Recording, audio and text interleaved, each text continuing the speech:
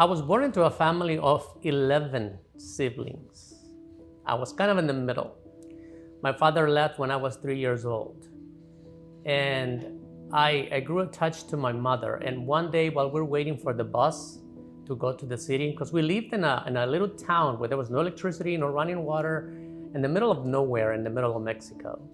Um, so we're waiting for the bus. The bus ran like twice a day. And I saw this scar that she had on the left part of her leg. And I said, Mom, what is that scar? And she's starting with that question. Son, I don't know if you're going to be a blessing or a curse in my life. And she said, because so many things happened while you were in my womb.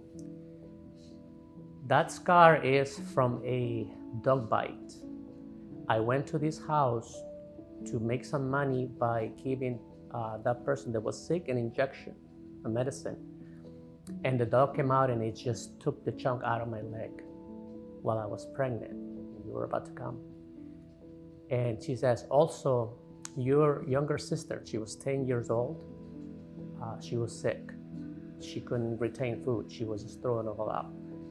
And she was too busy taking care of her to take care of herself while she was pregnant. And my sister died. She died before I was born. So my mom said, I did everything I could to save your sister's life, but I couldn't. I didn't have time to take care of myself. I went days without eating. I was too worried about my daughter. And my mom lost 3 children. This was the first one. So I imagine it was the most impacted one. So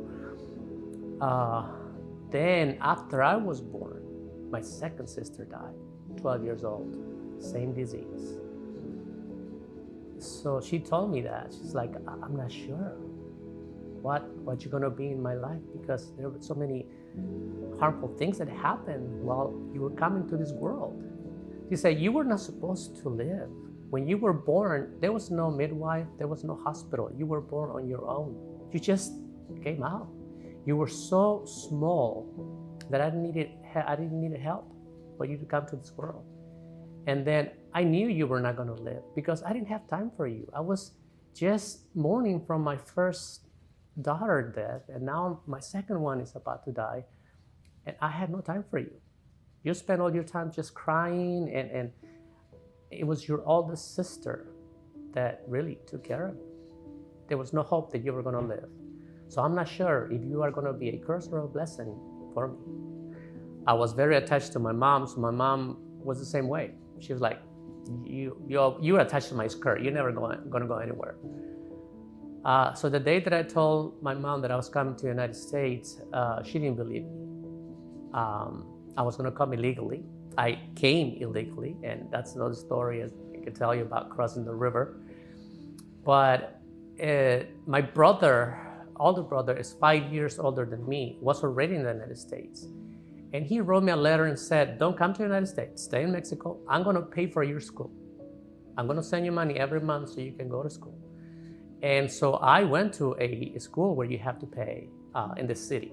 I had to go live in the city with an aunt so I could go to that school. 3 months after I started school, he died. He died in a car accident in Kansas City, Missouri. He was driving and he had an accident. He hit his head against the rail, and he was in coma for a long time. They gave my mom permission, special permission to come to see him. So she came to the United States, to Missouri, to see my brother basically die. They transferred his body to Mexico. But this impacted my life again, just like my 2 sisters. I survived the first 2 deaths. The third one forced me basically to come to the United States. Now there was no income coming into the family. My father never came back, and my brother was the only source of income. I had an older brother, but he was already married, had his own family, and I had younger siblings that needed my support as well. So I had to, against my will, I guess, if you will, against my plans, come to the United States and work so I can support them. but I couldn't get a visa or no way of getting my residency, so I had to cross the river. And I crossed the river in 1983. I thought I saw the river from afar, and it was in the middle of the night, and it didn't seem like a big deal. But as I started walking into it, I started sinking. And I'm not very tall, as you can see. But I thought I was going to drown. I was not an expert swimmer. I knew somewhat, swim. I've never been to a beach or lakes to swim. So when I felt the current kind of dragging me a little bit, I really thought I'm not going to make it, because the water started going up to here, started walking, and I could continue going deeper. But God had a plan. God had a plan, and allowed me to come to this country on the summer of that year. But it was because of my brother's death. I couldn't stay in Mexico to continue with my plan. God had other plans for me. When I came to this country, I came to stay with my brother and then with my sister. But as I stayed with my sister, my brother-in-law, he didn't really like me there to stay with them. So I had to find a place for myself to live. So my sister helped me find a job, and in the first year, I found a job. I learned to drive. I bought a little small car. I think I remember paying like $400 for it, but it was an old car. And I went to live on my own. I lived in an apartment that I paid $20 a week, electricity and water included. We're talking 1983, but still, it was a house that had 5 rooms, and it was all boys about my age that lived there. So I moved there. So I found myself at 18 years old with a car, with a job, and living on my own with all the freedom of the world. And I saw that as an opportunity to do as I wish. At that time, it was custom for us to go to dances and to drink. And I never really drank in my life. One, because my mom would have, But also in the back of my head was the memory that my brother had died because he was probably intoxicated while he was driving. So drinking was never my thing, even before I became Seventh-day Adventist. But I had all that freedom to do as I wished. I had nothing to stop me from living that custom life of someone my age, going to dances, going to parties, drinking, whatnot. At that time is when God found me and says, "No, I got plans for you." And it was critical at that time, because that was a time where if he would have waited, I don't know, it would have been different. But it was perfect timing for me. For him, it's always perfect timing. For me, the way I see it, that age and the time was perfect for him to pull me to the side and say, "This is not the life that I want for you. I want something else." I had a friend that was in high school, and remember I told you I went to live with my sister. After I moved on my own, I still kept the friendship with him. He was my sister's neighbor, and we used to go out all the time, because I had the car and I had his parents' permission to take him out, and we didn't do anything wrong, I had the responsibility. He was a minor, I was already an adult, so. But one day I come back to pick him up, and he got grounded for some reason. And he says, "No, we're not going out. I got grounded." I was like, "Okay, so I'll stay here with you." But part of the condition of being grounded, it was he has to stay and listen to the Bible study that a pastor was going to come and give to the parents. So the parents were receiving the Bible study. He was in the background over there sitting, because he had to be there. And I was there as well. So as I'm listening to this Bible story, the pastor was talking about the book of Daniel and the dream of that king. And I was hooked. And the pastor noticed it. So at the end of the study, he says, "Would you like to have a copy of the statue with the dates?" And I was like, "Yes, I would love to." So I took the copy home, and I right at the moment of the people that live with me, I start telling them, look, this is a statue of the future. Here's where we were. Here's where we are. This is what's going to happen. This is great. I've never studied the Bible. Even as an altar boy, who are not allowed, didn't have a Bible. So this for me was what's amazing. So needless to say, I continued the Bible study, and I was still kind of afraid of what was going to happen because all my family were Catholic.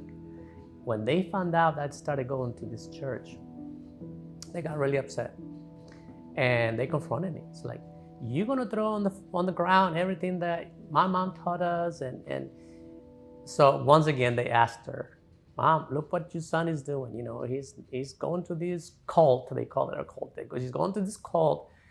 And my mom asked him a simple question. It's like, well, how is he behaving because of it? He's like, oh, no, they don't drink, they don't smoke. It's like, then leave him alone. Let him be. He's old enough. He knows what he's doing. That's his famous phrase for me. So I started receiving and then finally I went to church. One day, I loved it. I loved the hymns. I loved the friendship. I just loved the whole thing. But I wasn't so comfortable about baptism. So after the pastor asked a group of us about getting baptized, he told us, we're going to have baptism, and we want you to be part of it.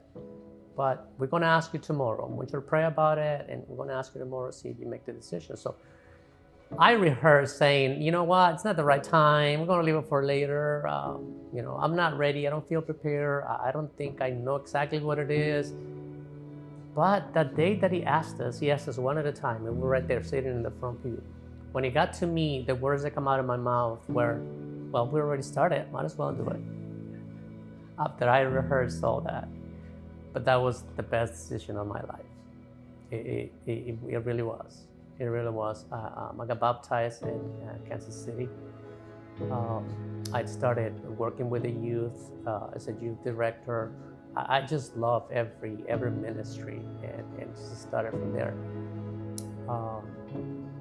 That was the encounter. That's how I really became a Seventh-day Adventist.